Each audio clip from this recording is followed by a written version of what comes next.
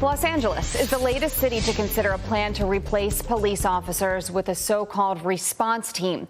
The city council's proposal would have county department officials respond to nonviolent calls like drug abuse and mental health incidents instead of sending officers. But is this how our city should be policed? Here with more is the CEO of Crime Stoppers of Houston, Rania Makarios. Thank you for joining us. We appreciate it. Thank you for having me. What do you think about this?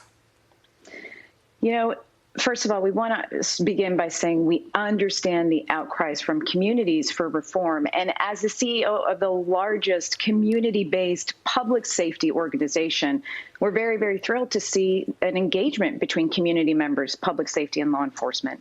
But in talking to law enforcement partners, what's confusing and perplexing and honestly offensive on some level is this notion that law enforcement have become the problem. They are a problem that we must fix across this country, and that it's a problem that they interface with so many social service issues.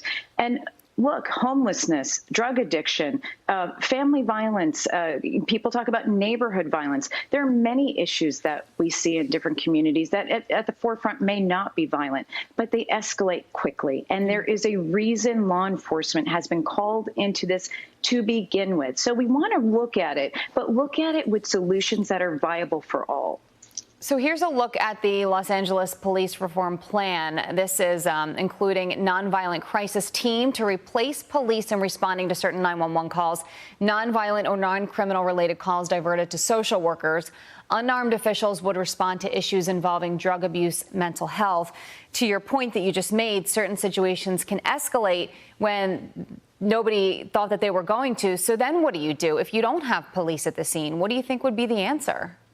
And that's the problem. You know, law enforcement didn't wake up one day and say, hey, look, we're going to take over all social services. This happened over time. And don't forget, they're answering the calls that policymakers say that they must take. And the reality is that, yes, a majority of those social services do end in peaceful manners. But there are times when they escalate, and they escalate quickly. So we want to strike a reasonable balance. We'd like to see communities come together to address these social services. You know, for those of you looking in the city of LA, the budget for mental health is $1 billion, about $1 billion over LAPD's budget. We want to look at the infrastructures for cities. We want to evaluate community resources, absolutely. Yeah. But to turn a dime on law enforcement overnight is not necessarily the answer. Rania, on the other side of this is what the motion says, that we have gone from asking the police to be a part of the solution to being the only solution for problems they should not be called on to solve in the first place. So can you see an argument where, you know, perhaps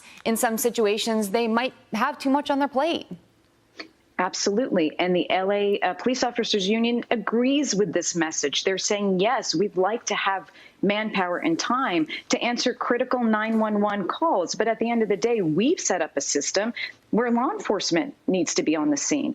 I think that there's a reasonable solution here. I think that we have to have a systematic approach at finding a solution that's going to take time. It's going to require building up community resources, while we're also training our law enforcement officers to deal with very, very difficult issues. Yeah. Rania Makarios, thank you very much for joining us. We appreciate it. Thank you for having me. And a note, we did reach out to the LAPD for comment, but have not heard back.